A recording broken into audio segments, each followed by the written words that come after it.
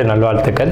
அதாவது நம்ம தமிழர்கள் தமிழ் புத்தாண்டை தான் நம்ம வந்து விசேஷமாக கொண்டாடணும் அப்படின்ற ஒரு அமைப்பில் வந்துட்டு இந்த தமிழ் புத்தாண்டு அப்படிங்கிறது வரக்கூடிய ஏப்ரல் 14ஆம் தேதி தொடங்க இருக்குது. நம்மளுடைய தமிழர்களுடைய ஒரு பண்பாட்டில், நம்மளுடைய கணித முறைகளில், நம்மளுடைய சாஸ்திர முறைகளில் முன்னோர்கள் வகுத்து கொடுத்தது எது அப்படின்னு கேட்டிங்கன்னா சித்திரை 1 தான் நமக்கு தமிழ் புத்தாண்டு. பிறக்க போகிற தமிழ் புத்தாண்டு இந்த சித்திரை 1 அப்படிங்கிறது விஸ்வாசு வருடம். அதாவது 60 வருடங்கள் தமிழருக்கு பிரபவ விவ சுக்ல பிரமோத்துத பிரமோத்பத்தி ஆங்கிரச ஸ்ரீமுக பவ யுவ தாது ஈஸ்வர வெகுதானியா அப்படின்ட்டு 60 வருடங்கள் தமிழ் வருடங்கள் கொடுக்கப்பட்டிருக்கு. அதில் 39வது வருடமானது விஸ்வாசு வருடம். இந்த வருடத்தை நோக்கி தான் நம்ம அடியெடுத்து வைக்கிறோம். நம்ம தமிழர்களுடைய கலாச்சாரப்படி பல்வேறு மதங்களும் பல்வேறு இனங்களும் பல்வேறு கலாச்சாரங்களும் இருந்தாலும் இந்த உலகத்தினுடைய ஆதி கர்த்தா, ஜோதிட சாஸ்திரத்தினுடைய ஆதி கர்த்தா அப்படிங்கிறவங்க தமிழர்கள் தான். அப்படிங்கிறதுல எல்லளவு கூட மாற்றம் இல்லை. அப்படிங்கிறத நீங்கள் நல்லா புரிஞ்சுக்கணும். இந்த உலகத்துக்கு சாஸ்திரத்தையும் நாள்காட்டியும் வான சாஸ்திரத்தையும் தொகுத்து கொடுத்தவங்க யாருன்னு கேட்டால் நம்ம தமிழர்கள். நம்ம தமிழ் புத்தாண்டை நம்ம மற்றவங்களுக்கு கொடுத்துட்டு மற்றவங்களுடைய கேலண்டர் எடுத்து நம்ம பயன்படுத்திக்கிட்டு இருக்கோம். இது மிகப்பெரிய ஒரு தவறு. இந்த இடத்துல நம்மளுடைய தமிழ் புத்தாண்டை நம்ம பின்பற்றணும்னு சொல்லி ஒரு வேண்டுகோளை நம்ம வச்சுட்டு இந்த தமிழ் புத்தாண்டு எப்படி இருக்குது அப்படிங்கிற அமைப்பையும், தமிழ் புத்தாண்டு என்ன, தமிழ் புத்தாண்டுடைய சிறப்புகளையும் நம்ம வந்து பேசுவோம். நாள் என் செய்யும் வினைதான் என் செய்யும் என்னை நாடி வந்த கோள் என் செய்யும் கொடுங்கூற்று என் செய்யும் கூரேசர் இருந்தாலும் சிலம்பும் சதங்கையும் தண்டையும் சண்முன் தோளும் கடம்பும் என் கண்முன் வந்து தோன்றினேன். அதாவது நம்மளுடைய தமிழ் கடவுள் அப்படிங்கிறவர் முருகன் தாங்க. அகத்தியருக்கு தமிழை கற்றுக் கொடுத்தவர் யாருன்னு கேட்டிங்கன்னா முருகன் தாங்க. முருகன் தான் தமிழ் கடவுள். அதாவது அவருடைய பிறப்பு வேணா நம்ம வந்து சிவன் பார்வதி அப்படி இப்படின்னு நம்ம சொல்லலாம். ஆனால் தமிழுக்கென்ற ஒரு கடவுள், தமிழினுடைய ஆதி கர்த்தா அப்படிங்கிறவங்க யாருன்னு கேட்டிங்கன்னா முருகன் தான். ஸோ அதனால் நம்ம முருகனை வணங்கி நம்ம இந்த பதிவை தொடர்வோம். சித்திரை 1 அப்படிங்கிறது ஏப்ரல் 14ஆம் தேதி ஆங்கில கணக்குப்படி. ஆங்கில கணக்கை தயவு செஞ்சு யாரும் எடுத்துக்க வேணாம். ஆங்கில நாள்காட்டி தவறானது தான். இது வந்து நம்ம சவால் விட்டே சொல்லலாம். ஒரு 15 நாட்கள் ஆங்கில நாட்காட்டியில் காணாமல் போய் அதை தேடி கண்டுபிடிச்சி அதுக்காக நாட்களை திருத்தின ஒரு வரலாறு நம்ம வரலாறு இருக்குது. நல்லா தெரிஞ்சுக்கோங்க. இன்னையிலேருந்து இன்னும் நூற்றுக்கணக்கான வருடங்களுக்கு கிரகணத்தை ஆதி காலத்திலே குறித்து வச்சுருக்காங்க நம்ம முன்னோர்கள். ஸோ அப்படிப்பட்ட நம்மளுடைய தமிழ் வருடப்பிறப்பான விஸ்வாச வருடப்பிறப்பு எப்படி நடக்குது அப்படின்னு பார்த்தீங்கன்னா, திங்கட்கிழமை அன்னைக்கு பிரதமை திதியில் சுவாதி நட்சத்திரத்தில் வஜ்ரம் நாமயோகத்தில் கௌளவ கரணத்தில் பிறக்க இருக்குது. இந்த சித்திரை 1 தாங்க கேரளாவில் ஐயப்பனுக்கு நடை திறப்பு முதல்ல நடக்கக்கூடிய நாள். அப்படின்னா சித்திரை விசு அப்படின்னு சொல்லுவாங்க. விசு அப்படின்னா சமப்படுத்துதல் அப்படின்னு பேர். சித்திரை விசு அப்படிங்கிறத கேரளாவில் விசேஷமாக கொண்டாடுறாங்க. ஏன்னா நம்மகிட்டேருந்து பிழிஞ்சு போன ஒரு மொழி வந்து மலையாளம் அப்படிங்கிறது. சரி, விஸ்வாசு வருடத்துக்கு நம்ம முன்னோர்கள் என்ன விளக்கம் கொடுத்துருக்காங்க அப்படின்னா, விஸ்வாசு அப்படின்ற சொல் வந்துட்டு நேர்மை, நீதி, செல்வம் அப்படின்னு உயர்ந்த ஒரு அர்த்தத்தை வச்சுருக்காங்க. நம்மளுடைய தமிழ் மொழிக்கு நம்ம தமிழ்லேயே அர்த்தங்கள் தேட வேண்டிய ஒரு காலகட்டம் வந்தாச்சு. சரி, இந்த விஸ்வாசு வருடம் அப்படிங்கிறது நேர்மை, நீதி, செல்வம் அப்படிங்கிற ஒரு அர்த்தத்தில் வருது இந்த சொல் அப்படிங்கிறது. இந்த விஸ்வாசு வருடத்துக்கு உண்டான பலன்களாக நம்ம முன்னோர்கள் என்ன சொல்லியிருக்காங்க அப்படின்னு பார்த்தீங்கன்னா, விஸ்வாசு வருடம் தன்னில் வேளாண்மை ஏறும், பசுமாடும் மாடும் பழிக்கும், சிசு நாசம், மறையோர்கள் வாழ்வார்கள், மாதவங்கள் மீறுமே, மற்றுலகில் உண்டு மலை அப்படின்னு சொல்லியிருக்காங்க. மற்றுலகில் உண்டு மலை அப்படின்னு முடிக்கிறாங்க. இதனுடைய அர்த்தம் என்னன்னு கேட்டிங்கன்னா, இந்த வருடம் விஸ்வாசு வருடம் அப்படிங்கிறது ஒவ்வொரு 60 வருடங்களுக்கு ஒரு முறை 39 ஆண்டாக பிறக்கக்கூடிய இந்த விஸ்வாசு வருடமானது வருகின்ற காலகட்டத்தில் எல்லாம் வேளாண்மை உயரும் அப்படின்னு சொல்லியிருக்காங்க. பசு மாடும் பழிக்கும் அப்படின்னா நம்மளுடைய பசுமாடுகள் அப்படிங்கிறது நல்ல ஒரு முன்னேற்றத்தை அடையும். மாடு ஆடுகளுக்கு ஒரு நல்ல தீவனங்கள் கிடைத்து அதுவும் நல்ல செழித்து வரும். ஆதி காலத்தில் வந்து மாடை தான் செல்வமாக குறிப்பிட்டிருக்காங்க. இன்றைக்கி வந்து பணம் அப்படின்ற ரூபாய் தாள்களை நம்ம வந்து பணமாக குறிப்பிட்றோம். ஒரு முன்னோர்கள்லாம் வந்து மாடு எவ்வளோ இருக்குது, மாட்டினுடைய அந்த குப்பை வந்து வேஸ்ட்டெல்லாம் எங்கே ஒரு மனிதன் வந்து எங்கே சேகரிக்கிறானோ அதை போய் முதல்ல பார்ப்பாங்கங்க. அதை வச்சு தான் அவனுடைய செல்வம் என்னன்றதை குறிப்பிட்டு பொண்ணு கொடுக்குறதா இருக்கட்டும், பொண்ணு எடுக்கிறதா இருக்கட்டும், இதெல்லாம் நம்முடைய மரபில் இருந்து வந்த ஒரு விஷயம். ஸோ அப்போ இத்தனை மாடுகள் இருந்தால் தான் அவன் செல்வந்தன் அப்படின்ற ஒரு கான்செப்ட் வந்து முன்னோர்கள் நமக்கு காமிச்சிருக்காங்க. அப்படிப்பட்ட பசுமாடுகள் மாடும் பழிக்கும் அப்படின்ற ஒரு வார்த்தையை வந்து அங்கே குறிப்பிட்டிருக்காங்க. சிசு நாசம் அப்படின்ற வார்த்தையை சொல்கிறாங்க. மறையோர்கள் வாழ்வார்கள். மறையோர்கள்னால் யாருன்னு கேட்டிங்கன்னா சமுதாயத்தில் முக்கியமாக இருக்கக்கூடிய பெரியவங்க, மற்றவங்களுக்கு வழிகாட்டக்கூடியவங்க வாழ்வாங்க அப்படின்றத சொல்லியிருக்காங்க. மாதவங்கள் மீறுமே அப்படின்ற ஒரு வார்த்தையும் வருது. மாதவங்கள் மீறும் அப்படின்னா ஒழுக்கக்கேடான செயல்பாடுகளில் மனிதர்கள் நடக்க வேண்டிய காலகட்டங்கள் வரும். ஒழுக்கக்கேடுனா என்னங்க? இந்த விரல் தான் ஒழுக்கக்கேடு, இந்த ஒற்றை விரல் தான். இந்த விரலை வச்சு தான் நம்ம பட்டன் அமுக்கிறோம், காசு வாங்கிட்டு அமுக்கிறோம். இதுதான் மாதவங்கள் மீறுமே அப்படின்றது. ஸோ அந்த மாதிரிலாம் இல்லாமல் மனசாட்சிக்கு துரோகம் செய்யாமல் யார் நீதி பரிபாலனம் செய்வாங்க அப்படின்றத தெரிஞ்சு சரியான வாக்களித்து நல்ல தலைவனை தேர்ந்தெடுக்க வேண்டிய காலகட்டங்கள் அப்படிங்கிறத இங்கே மறைமுகமாக இந்த விசுவாச வருடத்தினுடைய வெண்பா பாடல் அப்படிங்கிறது நமக்கு சுட்டி காட்டுது. இந்த சித்திரை வருட பிறப்பானது மகர லக்னம்னு சொல்லக்கூடிய சர லக்னங்களில் விழுகுது. எப்படின்னு கேட்பீங்க? தமிழனுடைய கணக்குப்படி சூரியன் எப்போது கிழக்கு வானில் உதிக்கிறதோ அதுதான் லக்னம். ஸோ சித்திரை மாதம் 1ஆம் தேதியானது உதிக்கக்கூடிய நேரம் அப்படிங்கிறது கிழக்கு வானத்தில் சூரியன் உதிக்கக்கூடிய அந்த டைம் அப்படிங்கிறது 2:22 அதிகாலை மணி 2:22க்கே சூரியன் கிழக்கு வானத்தில் உதிச்சிடறார். அப்போ அது லக்னமாக போட்டுக்கணும், இந்த வருடத்தினுடைய பிறப்பு லக்னமாக போட்டுக்கணும். ஸோ அப்படி நம்ம போடும்போது மகர லக்னம் சர லக்னத்தில் விழுகுது. முன்னோர்கள் சித்திரை 1ஆம் தேதி அப்படிங்கிறத கண்டறிஞ்சு அந்த 1ஆம் தேதி தொடங்கக்கூடிய லக்னத்தை கண்டறிஞ்சு அதுக்கான பலன்களை பஞ்சாங்கங்களில் எழுத ஆரம்பிச்சிருக்காங்க. ஸோ அதன் அடிப்படையில் சர லக்னமான மகர லக்னத்தில் இந்த புத்தாண்டு அப்படிங்கிறது பிறகுது. இது ஒரு விசேஷமான ஒரு விஷயந்தான். ஏன் அப்படின்னு கேட்டிங்கன்னா, அந்த மகர லக்னத்துக்கு அதிபதியான சனி பகவான் ஒரு பலமான ஒரு நிலையில் வருடப்பிறப்பின் போது இருப்பாங்க அப்படிங்கிற ஒரு விசேஷமான ஒரு அமைப்பில் இந்த வருடப்பிறப்பு அப்படிங்கிறது விஸ்வாச வருடம் பிறக்கின்றது. ஸோ இந்த விஸ்வாச வருடம் பிறக்கும் போதே நமக்கு ஒரு நல்ல செய்தி கிடைச்சாச்சு, இந்த வருடம் நன்றாக இருக்க போகுது அப்படிங்கிற ஒரு விஷயம்.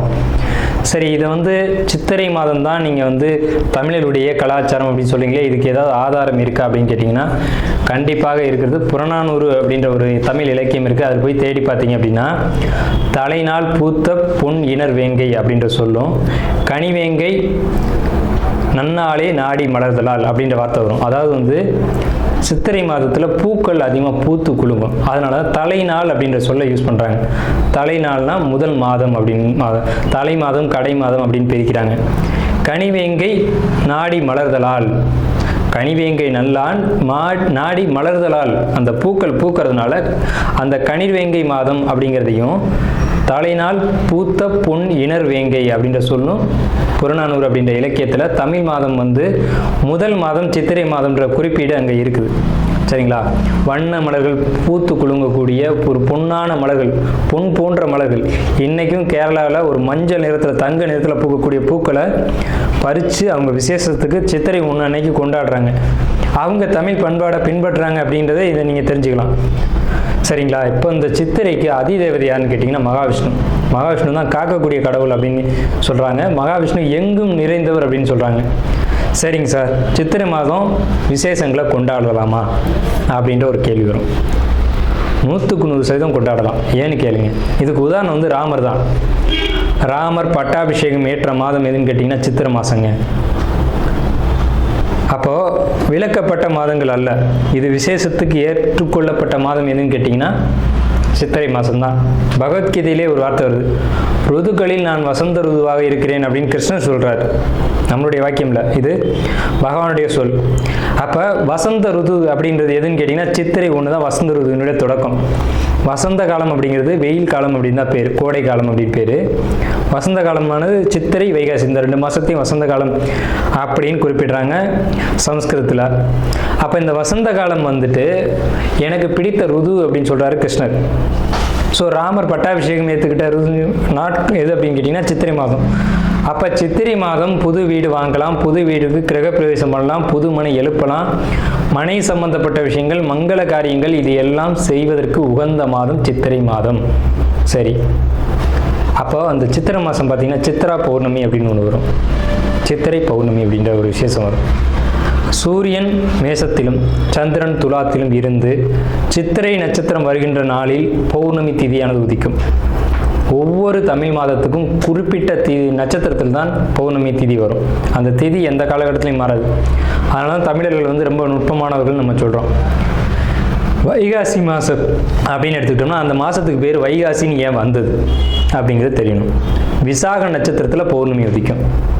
மேச ராசியானது மே மாதம் நம்ம மேச ராசின்னு சொல்கிறோம், மேடத்தை மே அப்படின்னு சொல்கிறோம். நம்மக்கிட்டேருந்து எடுத்துக்கொண்ட ஒரு வார்த்தை ஆங்கிலத்தில். மேடம்ன்ற சொல்ல மேஷம், மேடம்ன்ற சொல்ல மே அப்படின்னு திரிச்சிருக்காங்க. இவ்வளோதான் விஷயம், சரிங்களா? மேடம் நம்ம குறிப்பிட்றோம் ராசியில், அதை மே மாதம்னு அவங்க குறிப்பிட்றாங்க. அப்போ இந்த பருவ காலத்தில் மே மாதம் வரக்கூடிய இந்த சித்திரை நட்சத்திரத்தில் தான் சித்திரை மாதம் பௌர்ணமி உதிக்கும். முழு நிலா, பெரிய நிலா உதிக்கும். சந்திரன் வந்து ரொம்ப பிரகாசமாக இருக்கக்கூடிய பௌர்ணமி திதியானது முதல்ல உதிக்கிற மாதம் சித்திரை மாதத்தில் தான் அவ்வளோ முழு நிலாவாக ஒலிக்கும். இந்த சித்ரா பௌர்ணமி அப்படிங்கிறது சித்திரகுப்தனுக்கான விசேஷ நாள். சித்திரகுப்தன் யாருங்க? யமனுடைய பிஏ, யமனுடைய கணக்காளி, யமனுடைய பணியாளர். இவரை வந்து இந்த மாதத்தில் விசேஷமாக கொண்டாடுறாங்க. நம்மளுடைய முன்னோர்கள் இறந்தவங்க இருக்காங்க அப்படின்னா அவங்க நல்ல ஆத்மாவா கெட்ட ஆத்மாவான்னு கணக்கு எழுதக்கூடியவர் சித்திரகுப்தன் தான்.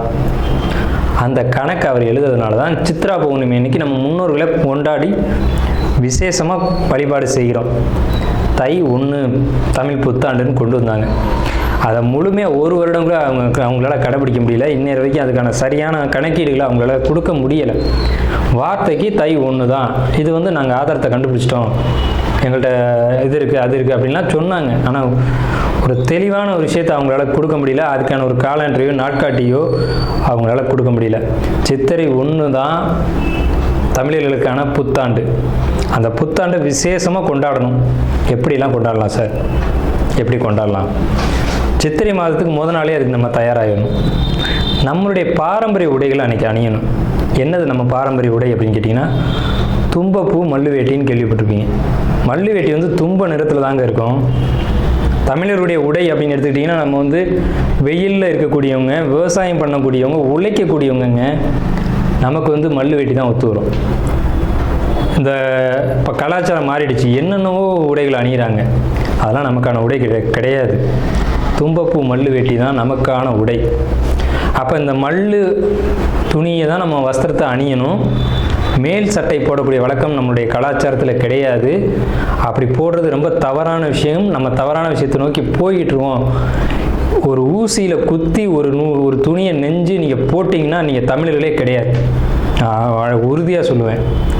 வெறும் துணியை நூலில் கோக்காமல் அணிகிறவன் தான் உண்மையான தமிழன். இதை மறுத்து பேசவே முடியாது. இதுதான் உண்மையான வரலாறு. அதாவது ஒரு துணியை எடுத்து அப்படியே உடலில் சுற்றிக்கணும், அவன் தான் தமிழன். மேல் அங்கம் வந்து வஸ்திரம்ன்ற துண்டும், அது எவ்வளோ பெருசாக வேணாலும் இருக்கலாம், அது சின்னதாக வேணாலும் இருக்கலாம். அது அவங்களுடைய வசதியை பொறுத்தது. ஆனால் சுத்தமான மல்லுவாக இருக்கணும். மல்லுன்றது பருத்தி நூலால் செய்யப்பட்டது. நம்ம வந்து பருத்தியை உற்பத்தி செய்யக்கூடியவங்க. நம்ம நிலத்தில் தான் பருத்தி உற்பத்தி ஆகும். அதுக்கான சரியான மண் வந்து தமிழர்களுடைய மண் தான். உலகத்துக்கே ஆடையும் சாஸ்திரத்தையும் கற்றுக் கொடுத்தவங்க யாருன்னா தமிழன் தான். ஸோ இந்த மாதிரி பாரம்பரிய உடைகளை அணிஞ்சு நம்ம விசேஷத்தை கொண்டாடணும். பச்சடி செய்வாங்க அன்னைக்கு, சித்திரை 1 அன்னைக்கு பச்சடி செய்வாங்க. இன்றைக்கெலாம் யாருமே செய்யறதில்ல. வேப்பம்பூ பச்சடி, மாங்காய் பச்சடி இதெல்லாம் செய்வாங்க. அது ரொம்ப இனிமையாக இருக்கும். வேப்பம்பூ எப்படி சார் இனிமையாக இருக்கும்? செய்வாங்க சார், அதை இனிப்பாக செய்ய முடியும். பச்சடி செய்வாங்க. அன்னைக்கு அந்த உணவை எடுத்துக்கணும். வேப்பம்பூ ரசம்லாம் வச்சு அன்றைக்கி சாப்பிடுவாங்க. அவ்வளோ ருசியாக இருக்கும். அந்த நாளில் அந்த உணவை தான் எடுத்துக்கணும்னு நமக்கு முன்னோர்கள் சொல்லியிருக்காங்க. அதை தவிர்த்து நீங்கள் போகிறது அப்படிங்கிறது ஒரு சிறப்பான விஷயம் கிடையாது. சரி, நம்ம வந்து இந்த 39ஆம் ஆண்டில் இருக்கோம். கலியுகாதி வருஷம் 5127ஆவது ஆண்டு இந்த விசுவாச வருடம் பிறக்குது. இந்த ஆண்டினுடைய ராஜா மந்திரி அப்படிங்கிறது சூரியன். இந்த ஆண்டினுடைய ராஜா மந்திரி அப்படிங்கிறது சந்திரன். அர்க்காதிபதி சூரியன், மேகாதிபதி சூரியன், சஸ்யாதிபதி குரு, சேனாதிபதி சூரியன், ரசாதிபதி சனி. இந்த ஆண்டினுடைய ராஜா அப்படின்னு சொல்லக்கூடியவர் சந்திரன் பலமாக இருக்காங்க. இந்த ஆண்டு உடைய தொடக்கத்திலே பலமாக இருக்காங்க. சனி பலமாக இருக்காங்க. சூரியன் பலமாக இருக்காங்க. சூரியன் எப்போவுமே வருஷ ஆண்டு பிறப்பு அப்படின்னாலே சூரியன் பலமாக தான் இருப்பார். அது என்ன ஸ்பெஷல்னு கேட்டிங்கன்னா, அந்த வீடு வந்து எந்த ஒரு பலகீனமும் அடையாமல் இருக்குது. மேசராசி. சஸ்யாதிபதி குரு அதீத பலத்தில் இருக்கார். எப்படின்னு கேட்டிங்கன்னா, பரிவர்த்தனை யோகத்தில் குரு சுக்கிரன் பரிவர்த்தனையில் தங்களுடைய வீடுகளை மாற்றிக்கிட்டு, பகை கிரகங்கள் தான் குரு சுக்கிரன், ஆனால் தங்களுடைய வீடுகளை பரிமாற்றம் செஞ்சுக்கிட்டு நல்ல ஒரு பலமான நிலையில் இருக்காங்க. இந்த வருஷம் மழை வந்து ரொம்ப அற்புதமாக பெய்யும். சகல ஜீவராசிகளுக்கும் உணவுகள் தட்டுப்பாடு இல்லாமல் கிடைக்கும். ரொம்ப பெரிய ஒரு அற்புதமான விஷயம். அன்னதானங்கள், கோயில் விசேஷங்கள் சிறப்பாக நடக்கும். ஆனால் அந்த புனித யாத்திரைக்கு போகக்கூடியவங்களுக்கு இந்த விஸ்வாச வருடம் அவ்வளோ சிறப்பாக இல்லை. அங்கே சில நெருக்கடிகள், தொந்தரவுகள் இருக்கலாம் அப்படின்ற ஒரு சின்ன மைனஸ் மட்டும்தான் இருக்குது. அதே நேரத்தில் உணவு உற்பத்திகள் அப்படிங்கிறது அதிகரிக்கும். மழை நல்லா பொழியும். அணு ஆயுத உற்பத்திகள் அதிகமாக இருக்கும். ஆயுதங்கள், இரும்பு, எஃகு போன்ற விஷயங்களுடைய உற்பத்தி அதிகரிக்கும். மருத்துவத்தில் இந்திய தேசம் முதலிடத்தை வகிக்கும். வட மாநிலங்களில் வெள்ள பாதிப்புகள் ஏற்படும். மின்சார தடைகள் அடிக்கடி ஏற்படும். பேட்டரி வாகனங்கள் அதிகரிக்கும். பெரும்பாலும் இந்த பெட்ரோலியம் சம்மந்தப்பட்ட வாகனங்கள் அப்படிங்கிறது குறையும். தங்கம், வெள்ளி உளைச்சல் அப்படிங்கிறது உச்சத்தை அடையும். விலை உச்சத்தை அடையும். தங்கம், வெள்ளியை பொறுத்த வரைக்கும், ஆபரணங்களை பொறுத்த வரைக்கும் விலை உச்சத்தை அடையும். ஆனால் விலையும் அதிகம் அடையும் போதெல்லாம் அந்த விற்பனையும் அதிகமாகும். நல்ல லாபங்கள் கிடைக்கும். அதிகமாக தங்க நகைகளை வாங்கி அணியக்கூடியதும் சேமிக்கக்கூடியதும் இந்த ஆண்டு மக்கள் செய்வாங்க. சுரங்கம், பெட்ரோலியம், கிணறு இதை பொறுத்த வரைக்கும் விபத்துக்கள் ஏற்படுத்தி கொண்டே இருக்கும். பெண்களுக்கு அவமரியாதைகளும் பாலியல் தொந்தரவும் நடைபெறும். இது ஒரு மைனஸ் தாங்க. பூச்சி, கருவண்டு இந்த மாதிரியான விஷயங்கள் அதிகரிக்கும். வெங்காயம், தக்காளி, பூண்டு, மாங்காய், புளி இதனுடைய உற்பத்தியும் அதிகமாக இருக்கும். விலையும் அதிகமாக இருக்கும். மனிதர்களுக்கு இந்த நடைப்பயணம் போகக்கூடியவங்களுக்கு மட்டும் கொஞ்சம் தொந்தரவுகள் இருக்குங்க. இது இந்த ஆண்டினுடைய பலனாக இருக்குது. இந்த ஆண்டு எப்படி கொண்டாடணும் அப்படின்றத பற்றி நம்ம பேசணும், சரிங்களா? அப்போ அந்த நாளில் புத்தாடைகள் அணிஞ்சு விசேஷமாக நம்ம அதுக்கு முத நாளே தயாராகிடணும். சித்திரை கனி காணுதல் அப்படின்னு சொல்லுவாங்க. சித்திரை கனி காணுதல் தமிழருடைய ஒரு மரபான பண்பாடு. இந்த சித்திரை மாதத்துக்கு முத நாளே அதுக்கான ஏற்பாடுகள்லாம் செஞ்சு வச்சுட்டு நீங்கள் அடுத்த நாள் புத்தாண்டு பிறக்கும்போது அந்த சித்திரை கனி காணுதலோடு நீங்கள் தொடங்குனீங்க அப்படின்னா இந்த புத்தாண்டு ரொம்ப பெரிய விசேஷத்தை உங்களுக்கு கொடுக்கும். நீங்கள் 12 ராசிகளில் எந்த ராசியில் பிறந்திருந்தாலும் உங்களுக்கு ஏற்றம் தான் அப்படிங்கிறதுல மாற்றுக்கிறதுக்கு இடமில்லை. 12 ராசிகளுக்கும் யோகத்தை கொடுக்கக்கூடிய ஒரு ஆண்டு தான் இந்த சித்திரை புத்தாண்டு பிறப்பு, விஸ்வாச வருட பிறப்பு. விஸ்வாசு அப்படின்னாலே விஸ்வாசம் அப்படின்ற சொல்ல ஒரு தெரிந்த சொல்ல தான் நம்ம பார்க்குறோம். நேர்மையாகவும் மக்கள் செயல்படுவாங்க, நீதியோடு நடந்துக்குவாங்க. நீதி என்னன்றது தெரியும். தலைமையில் இருக்கக்கூடியவங்களுக்கு கொஞ்சம் தொந்தரவுகள் வரும். தலைமை அப்படின்னா உங்களுக்கு தெரியும், அரசாங்கத்தில் அரசியலில் இருக்கக்கூடியவங்களுக்கு தொந்தரவுகள் வருது அப்படிங்கிறதெல்லாம் மாற்றுக்கிறதுக்கு இடமில்லை. இதை பலர் சொல்லலாம், பலர் மறுக்கலாம். நடக்கும்போது சில விஷயங்கள் நீங்கள் தெரிஞ்சுக்கிங்க. புத்தாண்டினுடைய பிறப்பானது சிம்ம மாந்தியில் தொடங்குகிறது. அப்போ தலைமையில் இருக்கக்கூடியவங்க யாருன்னு நம்ம குறிப்பிட்டு சொல்ல முடியாது. எல்லாருமே தலைமை தான். அந்த பார்லிமெண்ட்டு, அதே மாதிரி நாடாளுமன்றம், இந்த மாதிரி இடங்களுக்கு போகக்கூடியவங்க எல்லாருமே தலைமை தான். இவங்களுக்கு மட்டும் கொஞ்சம் எச்சரிக்கையாக இருக்கணும் அப்படின்ற காலகட்டம். உடலையும் மனதையும் தைரியமாக பார்த்து கொள்ள வேண்டும் அப்படின்ற காலகட்டம் இந்த விஸ்வாச வருடம். அதே சமயத்தில் நீதி, நேர்மை யாரெல்லாம் கடைபிடிக்கிறீங்களோ உங்களுக்கு இந்த விஸ்வாச வருடம் உங்களை விசுவாசமாக காப்பாற்றும் அப்படிங்கிறதுலையும் மாற்றுக்கிறதுக்கு இடம் இல்லைங்க. ஸோ நம்மளுடைய இந்த வீடியோ பார்த்த அனைவருக்கும் நன்றிகள். கடகராசியில் தொடக்க நட்சத்திரமாக இருக்கிறது புனர்பூச நட்சத்திரம், ராமர் பிறந்த அந்த நட்சத்திரம். உங்களுக்கு விசுவாச ஆண்டு எப்படி இருக்கும்? கவலைகள், குழப்பங்கள் இருக்குது. எந்த முடிவை நீங்களாக எடுக்க வேணாம். உங்களுடைய நண்பர்கள் அல்லது வழிகாட்டிகள் மூலமாக எந்த ஒரு முடிவை எடுங்க. வம்பு வழக்குகள் தேவையில்லாமல் வரும், அதை ஒதுக்கிக்கோங்க. வெளியூர், வெளிநாடு பயணங்கள் இருக்குது. அந்த வெளியூர், வெளிநாடு பயணங்களை நீங்கள் சரியான முறையில் பயன்படுத்திக்கோங்க. தொந்தரவுகள் எல்லாம் விலகும். பிரச்சனையிலேருந்து நீங்கள் தப்பிச்சுக்கலாம். இனி இந்த கடந்த காலகட்டத்தில் இந்த பிரச்சனைகள் இனி வராது. எல்லா பிரச்சனைகளும் சரியாகும். எந்த ஒரு முடிவுகளையும் நீங்கள் தனித்து எடுக்க வேணாம். நண்பர்கள் மூலமாக எடுங்க. பிரிந்து சென்ற நண்பர்கள் மீண்டும் வருவாங்க. வெற்றிகள் இந்த ஆண்டு நிறையவே புனர்பூசத்துக்கு உண்டு. கடகராசி விஸ்வாச ஆண்டு புத்தாண்டு பலன்கள் எப்படி இருக்கும் அப்படிங்கிறத நம்ம இந்த வீடியோவில் பார்க்குறோம். நாள் என் செய்யும், வினைதான் என் செய்யும், என்னை நாடி வந்த கோள் என் செய்யும், கொடுங்கூற்று என் செய்யும், கூரேசர் இருதாலும் சிலம்பும் சதங்கையும் தண்டையும் சண்முகன் தோளும் கடம்பும் என் கண்முன் தோன்றிடினேன். கடகராசி அப்படிங்கிறது தாய் அப்படின்னு தான் சொல்லணும்.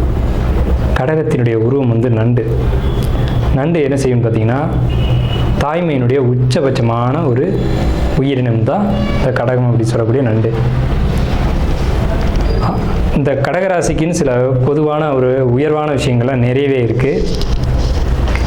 அப்போ அப்படிப்பட்ட தாய்மை குணமுடையவங்க கடகராசிக்காரங்களான நீங்கள் நண்பர்கள் எதை கேட்டாலும் கொடுத்துருவீங்க. நண்பர்களுக்காக தன்னையே இழக்கக்கூடிய ராசி தான் அந்த கடகராசி அப்படிங்கிறது. குழந்தைகளுக்காகவும் நண்பர்களுக்காகவும் இந்த பொதுவான விஷயங்களுக்காகவும் பொது மனிதர்கள் அதிகமாக பார்த்தீங்கன்னா கடகராசியில் பிறந்தவங்களாக இருப்பாங்க. இந்த பெரிய பெரிய தலைவர்கள், ஏன் காமராஜரே கடகராசிங்க. இந்த மாதிரி முக்கியமான தலைவர்கள், சமுதாயத்துக்காக தன்னை இழந்தவங்க யாரெல்லாம் பார்த்தீங்கன்னா வள்ளலார் வந்து கடகராசி, பூச நட்சத்திரவங்க. இந்த மாதிரி உலகத்துக்கு சமுதாயத்துக்கு தொண்டாற்றி அனைவருமே வந்து கடகராசியில் தான் பிறந்திருக்காங்க. ஸோ அப்போ உங்களுடைய ஏற்றம் என்னன்றது உங்களுக்கு தெரிஞ்சிருக்கும். கடகராசியை பொறுத்த வரைக்கும் தாய்மை அப்படின்றதான் உச்சபட்சம். தாய்மையான குணங்கள் இருக்கும். நண்பர்கள் வட்டம் அப்படிங்கிறது பெருசாக இருக்கும். நண்பர்களுக்காக எதையும் இழப்பீங்க. உணவை பொறுத்த வரைக்கும் நல்லா சமைக்கக்கூடிய ஒரு ஆற்றலும், நல்ல உணவு அருந்தக்கூடிய ஒரு ஆற்றலும், அதிகமாக நீர் எடுத்துக்கூடியவங்க யாருன்னு கேட்டிங்கன்னா கடகராசிக்காரங்களான்னு நினைக்க தான். பொறுமை, நிதானம், தெளிவு, அனுசரித்து போகிறது. ஒரு பிரச்சனையான ஒரு நிலையில் தெளிவான முடிவு எடுக்கக்கூடியவங்க யாருன்னு கேட்டிங்கன்னா நீங்கள் தான். ஒரு கிரிட்டிக்கலான பிரச்சனை யாராலையும் முடிவு எடுக்க முடியல, நீங்கள் போய் அந்த பிரச்சனையை அசால்ட்டாக தீர்த்து வச்சுட்டு வந்துடுவீங்க. வேதாத்ரி மகரிஷி ஒரு முறை சொன்னாங்க, உலகப்போர் நடக்கக்கூடிய இடத்துக்கு என்னை கூட்டிகிட்டு போங்க, போரே இல்லாமல் நான் பண்ணிடுறேன் அப்படின்னாரு. எவ்வளோ தைரியம்! ஏன்னா அவர் வந்து கடகராசியில் உதிச்சவர். அப்போ ஒரு உலகப் போரையே தடுக்கக்கூடிய ஒரு ஆற்றல், வலிமை அப்படிங்கிறது கடகராசிக்கிட்ட தான் உண்டு. அப்போ போர் இல்லாமல் எல்லாரும் சமுதாயத்தில் அமைதியோடையும் சந்தோஷத்தோடையும் இருக்கணும்னு நினைக்கக்கூடியவங்க யாருன்னா கடகராசிக்காரங்க.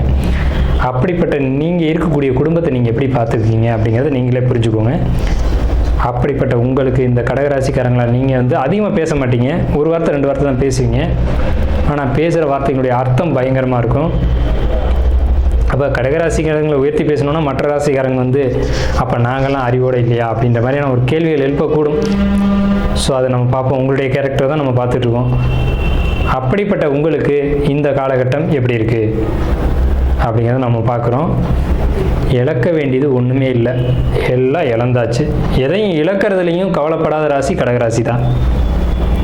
எல்லாமே போயிட்டாலும் தைரியமாக நிற்கும். கடகம் மட்டும்தான் அது நிற்க முடியும்.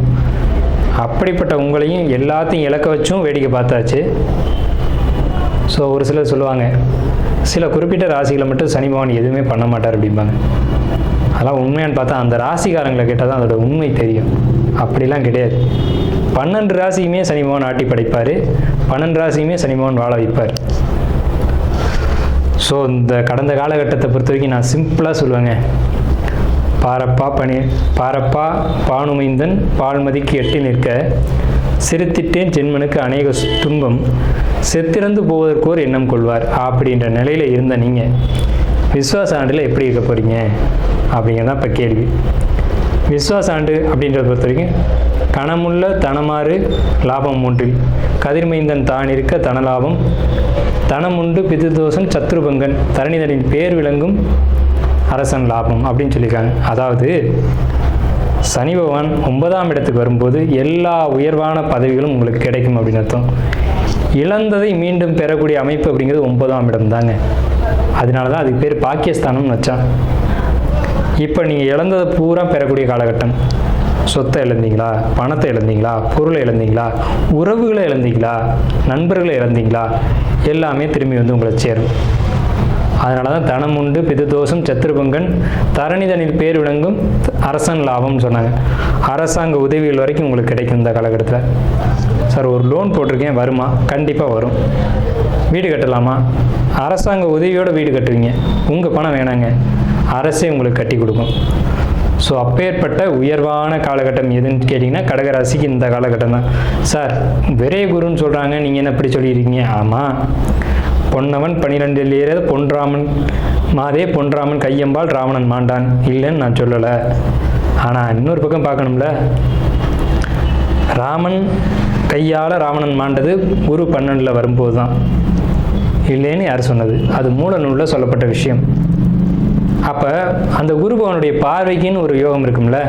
உங்கள் ராசிக்கு 4ஆம் இடத்தை குரு பார்க்குறார், 6ஆம் இடத்தை குரு பார்க்குறார், 8ஆம் இடத்தை குரு பார்க்குறார். 4ஆம் இடம் சொத்து சேர்க்கை, வண்டி வாகன சேர்க்கை, உடல் ஆரோக்கியம், இதெல்லாம் சூப்பராக இருக்கும். ஹெல்த் வைஸ் ஃபிட்டாக போகிறீங்க.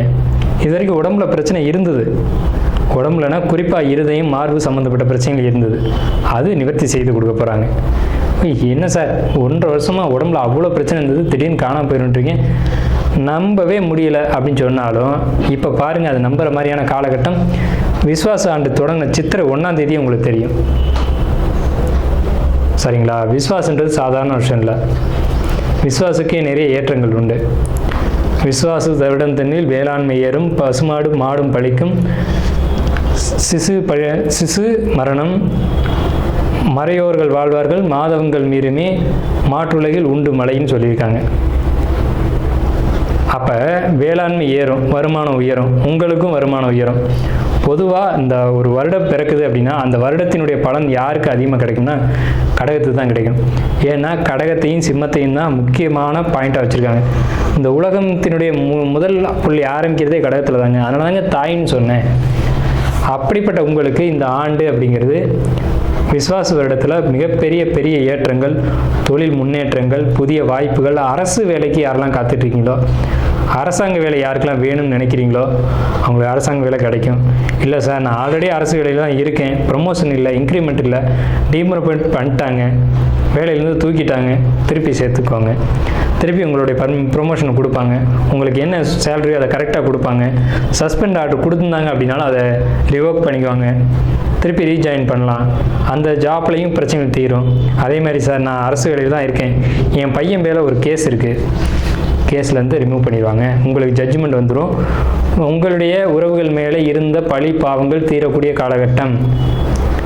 அப்போ ஏன் இந்த பிரச்சனைகள் வருது அப்படின்னா கடந்த காலகட்டங்களில் நம்ம விட்டுருவோம். அந்த விசுவாச வருடத்தை பேசும்போது உங்களுக்கும் உங்களுடைய குடும்பத்துக்கும் உங்களுடைய குடும்ப உறவுகளுக்கும் ஏற்பட்டிருந்த பிரச்சனைகளை தீர்க்கக்கூடிய காலகட்டமாக இந்த ஆண்டு விசுவாச ஆண்டு அப்படிங்கிறது திகழுது. அப்படிங்கிறதுல அளவு கூட மாற்றம் இல்லை.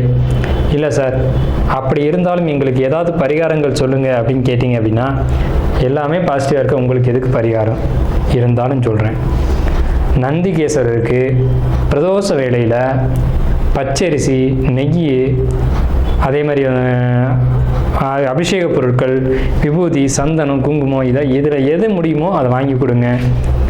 உங்களுக்கு வரவேண்டிய பிரச்சனை இருந்தாலும் அது நிவர்த்தி ஆகும். அரசு ரீதியில் இருக்கக்கூடியவங்களுக்கு பெரும்பாலும் அரசாங்கத்தில் யார் இருப்பாங்கன்னா கடகராசிக்காரங்க, சிம்ம ராசிக்காரங்க, தனுசு, மேசம், இந்த 4 ராசிக்காரங்க தான் அதிகமாக இருப்பாங்க. அதில் கடகம் தான் அதிகமாக இருக்கும். அதில் பூச நட்சத்திரம் தான் அதிகமாக இருக்கும். ஸோ உங்களுக்கு அரசாங்கத்தின் மூலமாக எந்த ஒரு பாதிப்புகளும் இல்லை. அரசன் லாபம்னு சொல்லிட்டோம். பாசிட்டிவான ஒரு அமைப்புகள் தான் உங்களுக்கு இருக்குது. அப்படியும் கேட்டவங்களுக்கு தயிர், சந்தனம், விபூதி, நெய் அல்லது வில்வ இலை அர்ச்சனை, இந்த மாதிரி விஷயங்களை நந்திகேஸ்வரருக்கு செய்யுங்க. உங்களுக்கு ஏற்பட வேண்டிய பாதிப்புகள் நிவர்த்தி ஆகும். பால் கூட வாங்கி கொடுங்க, பிரதோஷ வேளையில் வாங்கி கொடுங்க. கண்டிப்பாக கந்த சஷ்டி கவசம் எல்லாரும் காலையில் எழுந்திரிச்சு சொல்லுங்கள். கடகராசிக்காரங்க முக்கியமாக சொல்லுங்கள். கடகத்தில் தான் பூச நட்சத்திரம் இருக்குது. பூச நட்சத்திரம் வேற ஒன்றும் இல்லை, முருகன் கையில் இருக்கக்கூடிய வேல் தான் பூச நட்சத்திரம். உங்களுக்குள்ள தான் முருகனே அடக்கம். சந்திரன்றது தாய், பார்வதிக்கு மகன் தான் முருகன். ஸோ வேல் கொடுத்தது பார்வதி, வாங்கியது முருகன். அந்த பூச நட்சத்திரம் உங்கள் ராசிக்குள்ளே தான் மறைஞ்சிருக்கு. உங்களுக்கு யோகமாக உங்கள் ஜாதகத்தை யோகமாக நீங்கள் மாற்றணும்னு நினச்சிங்கன்னா ஒரு வெள்ளியில் சின்ன வேல் அடித்து உங்கள் பாக்கெட்லேயோ அல்லது வீட்லேயோ வச்சுக்கோங்க. இது மிகப்பெரிய அதிர்ஷ்டம் கடகராசிக்கு. ஸோ எல்லா வகையிலும் ஏற்றங்களும் யோகங்களும் உண்டு. என்னுடைய வாழ்த்துக்களும் உங்களுக்கு உண்டு. நன்றி.